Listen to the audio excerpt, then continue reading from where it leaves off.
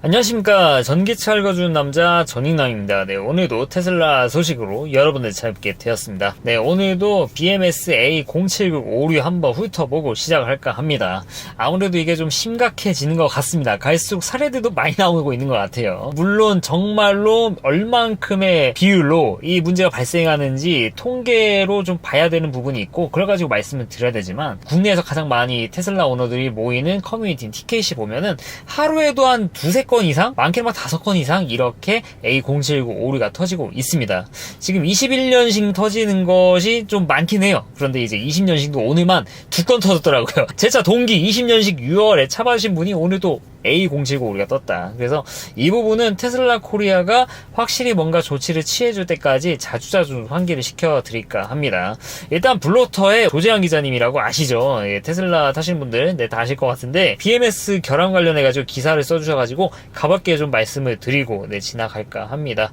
일단 결론부터 말씀드리면은 여기 카츄리 같은 경우에는 이게 강제 리콜 단계는 아닌 것 같다.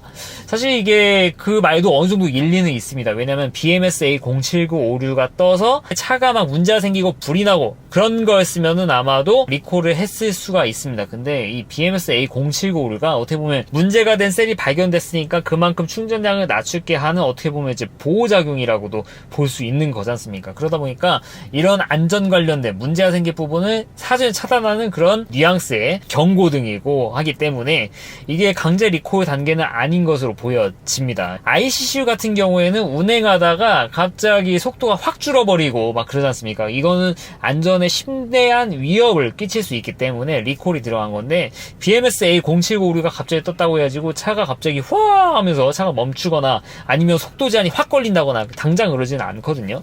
그래서 아마 그런 개념에서 리콜 단계가 아니라고 한 것 같긴 하지만 근데 A079 오류가 떴다는 것은 결과적으로 뭔가 문제가 있다. 이게 셀의 문제가 됐든 아니면 셀의 패키징 문제가 됐든 무언가 문제가 있기 때문에 이런 오류가 뜬 건데 이 오류의 원인에 대해서 좀 살펴볼 필요는 있다고 생각합니다. 만약에 이 오류가 떴다? 이렇게 알려주는 거는 고마운데 뭔가 심각한 그런 위협이 되는 것이 있기 때문에 이런 오류를 싸졌다라는 거라고 생각을 하면은 그 심각한 위협에 대해서 그러니까 A079에 포커스를 맞출 게 아니라 이 A079 오류를 유발하게 만든 그 기저의 그 원인을 찾아서 그거에 대한 리콜을 해야 되는 쪽으로 가야 좀 리콜이 가능하지 않을까 제 개인적으로 생각을 합니다. 이해하셨죠? 그러니까 A079는 어떻게 보면은 좀 증상의 하나라고 보시면 될 것 같아요. 예를 들어 막 배가 아파서 병원에 간다든지 막 구토를 해가지고 병원에 가요. 그러면은 이 구토 자체는 병명이 아닙니다. 이거는 증상입니다. 이 구토를 유발하게 만든 정말 수도 없이 많은 그런 원인들이 있겠죠. 그런 거를 찾아야 됩니다. A079 오류는 단순한 증상 알림 증상이라고 보시면 될 것 같고 이 증상을 만들게 한 그 기저 원인 그게 정말 이 차의 안전에 심대한 위협을 끼치는지 이 원인에 대해서는 제가 자세히는 안 풀게요. 왜냐면은 워낙 많은 분들이 워낙 많은 나름의 논리를 가지고 원인에 대해서 지금 토론하고 계시는데 이게 정확히 밝혀지기까지는 좀 조심스러운 부분이 있어가지고 자세히는 그렇게 훑어드리진 않을 건데 좀 간단하게 좀 말씀드리면은 이 수천 개 한 4천 개 정도 되는 셀에 이 전압편차 때문에 A079 오류가 생겼다. 왜 전압편차가 발생했냐? 말 그대로 셀이 많으니까 BMS가 그거를 다 제대로 평탄하게 그걸 만들 수 있는 시스템이 아니기 때문이라는 게 첫 번째 원인의 가능성. 그리고 두 번째는 이 차 안에 이 셀 패키징 자체의 좀 결함. 이 패키징이 좀 제대로 안 되다 보니까 뭐 충진재단지 이런 게 제대로 되어 있지 않고 아니면은 이 셀 마이너스 단자 플러스 단자 여기에 닿는 용접 부분에 약간 좀 쇼트가 나게 그렇게 설계가 되어 있다. 그렇기 때문에 쇼트가 나서 그 셀이 제대로 작동하지 않으면은 BMS에서 거기를 끊어버리고 BMS 오류를 준다. 만약에 두 번째 케이스 정도로 가게 되면은 이건 안전에 위협을 끼칠 수 있는 부분이다 보니까 리콜 쪽으로 갈 수도 있겠죠. 네, 그래서 이 원인을 찾는 게 굉장히 중요한데 아마 테슬라는 알고 있을 겁니다. 네, 아마 알고 있을 건데 이거를 제대로 공개를 안 한 이유가 분명히 있을 거고 아무튼 이런 부분 좀 투명하게 공개를 해서 특히 21년식 오너분들이 이렇게 좀 걱정하면서 이렇게 차를 운용하는 그런 날이 좀 없었으면 하는 그런 생각들이 있습니다. 네, 당연히 모든 부품은 다 고장이 나고 하고 이 보증 끝나고 나서 이 고장난 부품에 대해서 문제가 생겼다, 뭐 자부담해야 된다, 뭐 그런 거에 대해서는 사실 뭐 다른 자동차들도 뭐 다 비슷한 시스템이기 때문에 뭐라 어떻게 할 수 있는 부분이 아닐 수도 있어요. 근데 배터리 같은 경우는 거의 뭐 3천만 원 견적이 나온다고 하지 않습니까? 이 테슬라 차가 벤틀리는 아니잖아 이게. 예를 들면 뭐 벤츠나 BMW 이 정말 옛날 중고차 사가지고 울고 다니다가 엔진이 나가버렸어요. 엔진을 신형으로 교체하고 하면은 뭐 1,000만 원 단 이렇게 들어가는 경우도 있지 않습니까? 근데 막 3천만 원 나온다 들어보셨습니까? 네, 물론 그렇게 나올 수가 있어요. 고성능차 뭐 1억, 2억, 뭐 3억 이렇게 넘는 차들이나 막 엔진 수리비만 3천만 원 나오지. 근데 테슬라 같은 경우는 모델3 롱레인지 그때 21년식이 5999였으니까 보조 받으면은 4,700, 4,600 이때 구매할 수 있는 차였습니다. 아니 4,700, 4,800에 산 차인데 보증이 끝났다고 내연차로 따지면 엔진이 고장났어. 그랬더니 3천만 원 달라고 합니다. 이거는 선을 넘죠. 이게 원래 배터리가 비싸면 사실 모르겠는데 이 배터리 가격이 야금야금 계속 올렸습니다. 심지어 리퍼 가격이 옛날 신품 가격만큼 비싸졌어요. 그래서 가격에 대한 이런 투명한 산정 방식, 뭐 이득을 취하는 부분도 있겠지만 이거는 정말 뭐 사용자 부주에서 막 고장나가지고 그걸 수리하는 건 모르겠어요. 근데 그런 게 아니지 않습니까? 그래서 이런 부분은 정말 투명하게 공개가 돼야 된다. 이게 뭐 모델 Y 주니퍼 지금 이제 받으신 분들은 사실 해당 사항이 없을 수가 있습니다. 그 사이에 뭐 패키징 방법이라든지 이 셀, 이 전압 편차 같은 걸 줄이는 그런 뭐 조치 같은 게 분명히 이루어질 가능성이 대단히 높습니다. 근데 여러분들이 좀 알고 계셔야 되는 게 뭐냐면은 만약에 뭐 BMS 오류가 비단 생기지 않더라도 몇 년 뒤에 주니퍼에는 다른 오류가 발생해가지고 비슷한 일을 겪으실 수가 있습니다. 그때 테슬라의 조치 방법, 지금 A079 오류 그냥 그대로 넘어가지 않습니까? 그러면은 나중에 주니퍼에 똑같은 오류가 생겼을 때도 똑같은 식으로 아마 반응하게 될 겁니다. 그래서 이런 부분 새롭게 차를 받으신 분들 차에는 문제가 없으실 거지만 뭐 비슷한 사례가 있었을 때 테슬라 코리아의 대처 방법이 그대로 적용이 되실 것이다. 그래서 관심을 가지시는 게 좋겠다라고 좀 말씀을 드리고 싶습니다. 네, 잠깐 환기를 해드리려고 했는데 영상이 길어진 것 같습니다. 그래도 그만큼 좀 비중을 다뤄서 준비해야 될 사항이라서 뭐 좀 이해를 해주실 거라 생각하고 있습니다. 이렇게 첫 번째 소식 말씀을 드렸고요. 네, 그리고 두 번째 소식입니다. FSD 일본 소식인데 짧게 하고 넘어갈게요. 네, 태국 같은 경우는 지금 FSD가 곧 런칭이 될 거고 지금 이 승인 과정에 거쳐 있다라고 뉴스가 나왔는데 이제 또 일본 얘기가 나왔습니다. 근데 이 일본도 승인 과정을 거쳤냐? 그런 뉴스는 제가 찾아보지는 못했고요. 이런 뉴스는 있더라고요. 이 일본에서 지금 시범주행 테슬라 직원분들이 이 FSD 운용하는 그런 실험 주행을 하고 있다라는 거, 그 영상이 또 공개도 됐고 니케이 신문에도 나왔죠. 그래서 태국에 FSD가 되는데 이제 일본에도 된다. 근데 우리나라 뭐냐 이런 식으로 기사가 많이 나왔는데 태국과 일본은 다릅니다. 태국은 정말 승인 절차를 지금 받고 있는 거고 일본 같은 경우는 테스트 주행. 우리나라 같은 경우도 테스트 주행을 지금 하고 있는 것으로 제가 알고 있습니다. 근데 이렇게 영상이 공개가 안 됐을 뿐이죠. 근데 우리나라 진작 했으면 우리나라도 이렇게 영상을 좀 내보내줬으면, 좀 공개해줬으면, 우리가 이렇게 테스트하고 있습니다라고 이렇게 공개를 해줬으면 좋겠는데 그런 것조차 없다라는 게 좀 아쉬운 부분이라고 볼 수 있겠죠. 네, 일본 같은 경우는 우리나라랑 비슷합니다. 이 유럽의 UNEC 그쪽의 규정을 좀 따르는 부분이 있어요. 그래서 9월에 있을 UNEC 이쪽 개정 드라이브 컨트롤 어시스트 시스템이었던가요? DCAS 여기 규정 바뀌는 거에 좀 초점을 맞춰야 됩니다. 근데 제가 뭐 저번에도 말씀드렸지만 이게 그렇게 막 기대할 만한 상황은 아닙니다. 왜냐면은 이 9월에 유럽의 UNEC 협약에서 논의되고 이 도장 빡 지키는 그런 사항들, 그런 것들이 좀 몇 가지가 있는데 이런 게 통과가 된다고 하면은 그때는 유럽에도 FSD가 되겠거니 그게 무엇이냐? SIM이라고 요약을 하겠습니다. 말 그대로 테슬라 시스템 자체가 알아서 판단해서 알아서 조작을 해버리는 겁니다.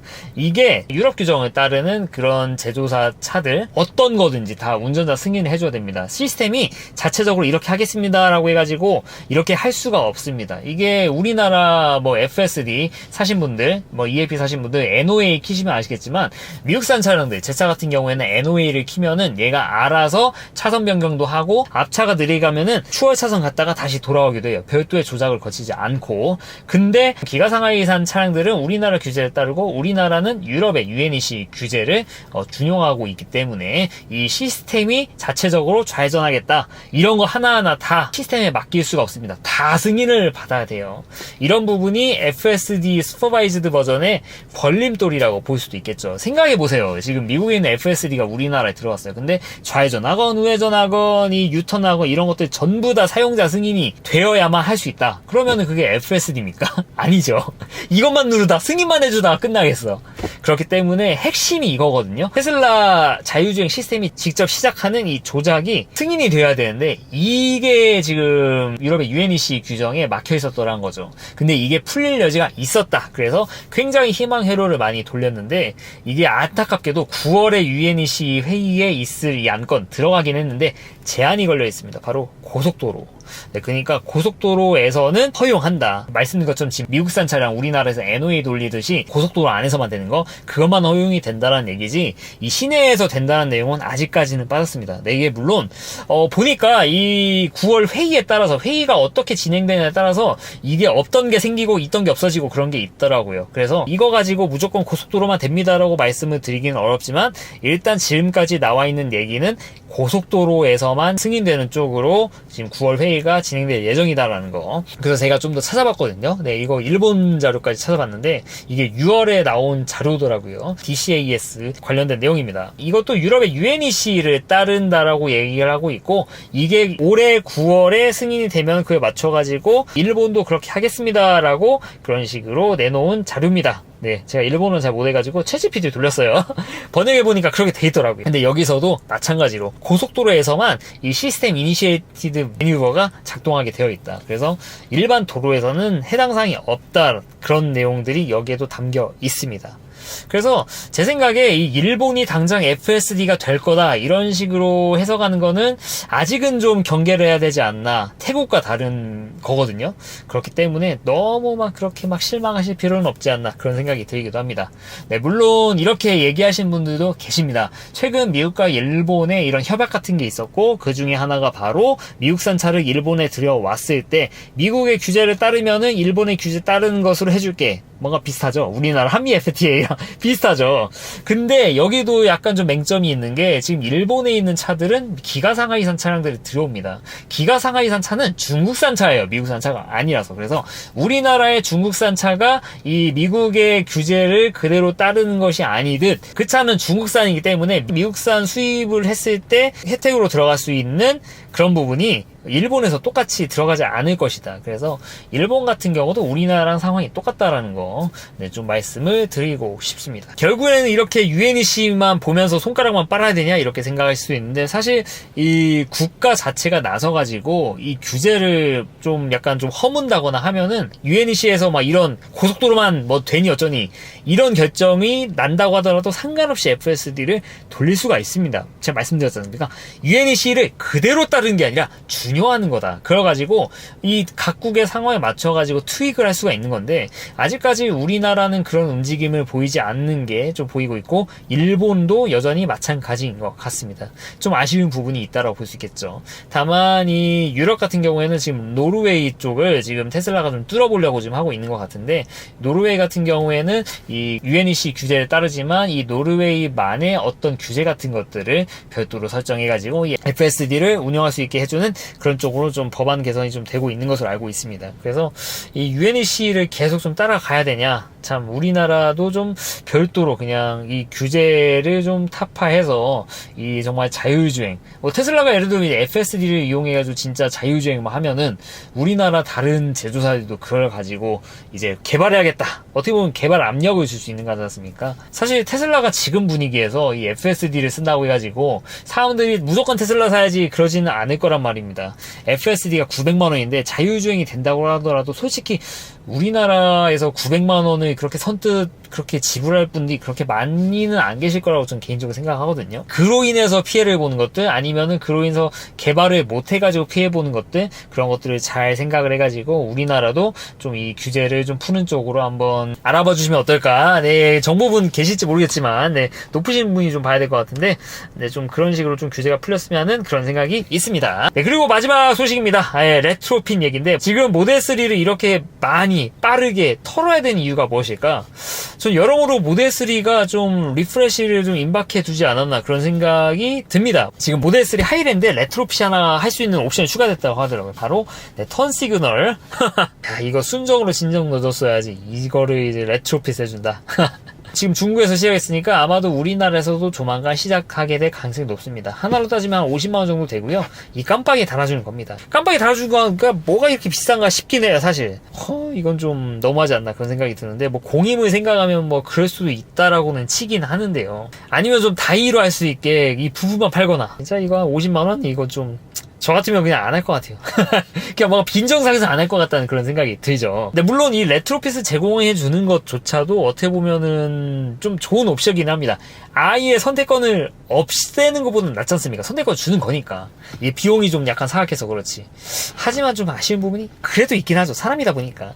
근데 여기 한 술 더 떠서 이 프론트 카메라까지 레트로핏이 된다라는 소문이 있습니다. 그건 아직 공식적으로 밝혀진 건 아니라서 그렇게 말씀드리진 않겠지만, 이게 예전에도 이 범퍼 레트로핏이 가능하다 단서가 있다고 좀 밝혀내신 분이 많이 계시거든요. 특히 미국 같은 경우는 모델 S에다가 이 프론트 범퍼 카메라를 직접 부품을 사가지고 레트로핏을 하신 분이 계십니다. 대단하죠. 지금 모델 S에는 이 범퍼 카메라 달려 나오니까 이 범퍼 카메라 부품이 있지 않습니까? 그 카메라 부품을 다 사가지고 직접 다이를 했다라고 합니다. 이거 뭐 워터 호스, 워터 펌프, 범퍼 하네스, 범퍼 꿀이 프론트 카메라 합쳐가지고 455불, 우리나라로 따지면 60만원 정도 하죠. 부품값만. 이거 가지고 레트로핏을 하셨다. 보면은 이 카메라만 다는 것뿐만 아니라 이게 워셔액이 달려있다 보니까 기존의 이 워셔액 그 통하고 좀 연결된 호스가 있어야 되고, 이걸 뿌려주는 펌프 이런 것들이 잘 작동해야 됩니다. 그렇기 때문에 이런 부분이 들어있다라는 거. 테슬라 보면은 그 정비사분들이 좀 구매하는 그 옵션이 있습니다. 서비스 메뉴 플러스 하든가 그게 구독제가 있거든요. 그걸 통해서 이제 뭐 레트로핏 같은 거를 이제 승인시키고 하는 그런 게 있거든요. 그래서 이분도 레트로핏을 직접 설치하시고 그 소프트웨어를 통해 가지고 이 업데이트를 시킨 것 같다. 이게 일단 부품값만 좀 상당합니다. 이게 미국 기준이긴 하지만 그래도 좀 비싼 가격. 중국하고 사실 큰 차이가 안 날 겁니다. 부품 가격만 하더라도 한 60만원 정도 될 것 같고, 문제는 좀 공임인데 공임이 은근히 좀 빡세다라는 그런 얘기들이 있습니다. 이분이 했을 때 모델 X에는 3시간에서 5시간, 근데 모델 S는 약간 이 하네스 이렇게 하는 게 좀 힘들어가지고 5시간에서 7시간이 걸린다고 합니다. 그래서 우리나라 들어오게 되면은 이거 공임도 그렇고 이 부품값도 그렇고 사실상 이게 레트로핏이 정말 쉽지 않겠다. 비싸서 쉽지 않겠다. 그래서 이게 생길까 싶은 생각이 들긴 하는데, 지금 중국에 또 지금 이걸 준비하고 있다라는 얘기가 있으니까 그 소식이 나오면은 좀 빠르게 여러분들께 좀 공유를 드릴 수 있도록 하겠습니다. 이런 거 보면 테슬라가 레트로핏 이런 거는 좀 잘해주는 듯한 그런 느낌이 들긴 합니다.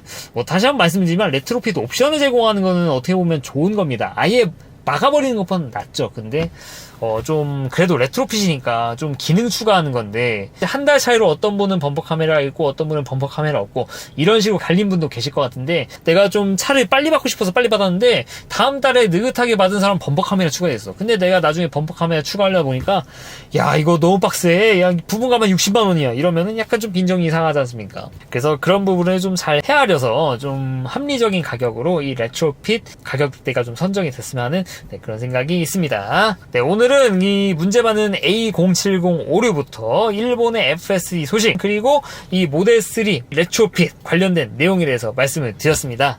네, 어째 도움이 되셨습니까? 네, 이상 전기차 읽어주는 남자 전익남이었습니다. 앞으로도 유익한 주제를 가지고 여러분들을 찾아뵙도록 할 테니까 좋아요와 구독 부탁드리고요. 테슬라를 구매하면 알리익스프레스를 통해서 완성한다라고 많이들 알고 계시죠? 근데 알리익스프레스에서 어떤 거를 사야 될지 모르겠다?